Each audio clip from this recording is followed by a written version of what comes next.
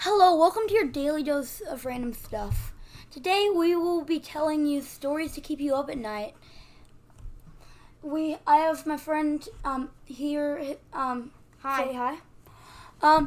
And we are going to be reading you The Ghost of Oxford Millard Road. When Brad Cupp was a student at Miami University in Oxford, Ohio, there was a rumor that the town was one of the most haunted places in America. When Cupp started on-campus magazine, he could not wait to write about the several areas' most famous ghosts. Not long after his story published, though, he kept finding himself about one ghost in particular, the ghost of Oxford Millard Road. You might be wondering what ghost this is, so here's the story. Many decades ago, probably sometime in the 1940s, there was a young man courting a young woman in a rural part of town. Because the woman's parents did not approve of the match, each night he visited under the farmhouse and flashed the lights of her parents' car 3 times. Then her young suitor would ride his motorcycle down the road. One night, he took the turn right before her house a little too sharp. The motorcycle went one way and he went the other. His injuries were so severe that he did not survive. Rumor has it, however, that his love-struck ghost still haunts the stretch of Milford Road. Curious, Culp and his girlfriend decided to head out there one night to see if they could verify the tale. His girlfriend was worried she'd be completely freaked out. She believes more in that stuff than I do, Culp says.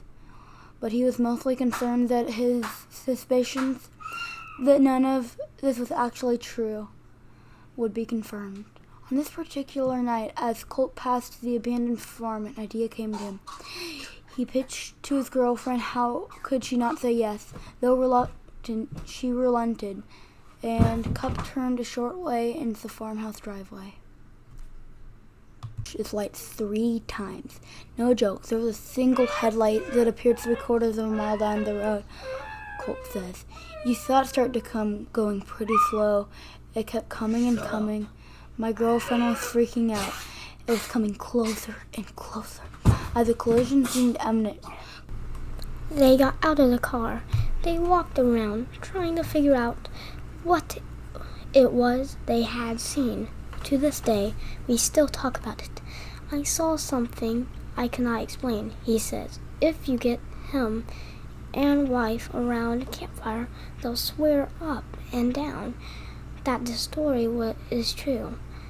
And you're ever in Oxford, Ohio, consider parking for just a few minutes on Oxford Milford Road at the night to test your own nerve. the next story I'm going to tell you is The Rocking Chair Strikes 3. This is a story that my friend actually experienced a few weeks ago. My friend here that's been doing the podcast with me. Let's get into the story. So one day I was at a beautiful beachfront hotel, and there was a rocking horse, and when the clock struck 3, the lights would flicker and the rocking chair would rock, and the smile would curve up on its lips. I went back to bed thinking it was a dream, but all I could hear was the back and forth creaking. Okay, so we will be recording the child murderer who played in Savannah's underground tunnels with our new guest here. Say hi. Hi. He will be recording this. Rhonda Lyer was born with genetic mutations and grew to be a beast of a man, towering at over 7 feet tall. Rhonda Lyer would stalk the streets at night, dig up corpses in the cemetery, and snap the necks of small animals. After snapping the neck of a young girl in an alley, Rhonda Lyer killed 2 more little girls and dragged their bodies into the tunnels underneath Colonial Park Cemetery. He would then use the tunnels to hide or carry out the misdeeds of his pathological mind. A mob eventually found him in the maze of the tunnels and hung him from a tree at the cemetery. After his death, the bodies of a woman and 2 little girls were found not far from where Rondeauer was hung. Legend has it is his ghost came back to carry on his legacy of blood. Over the years, some have claimed to see the monster of a figure loping over the cemetery at night.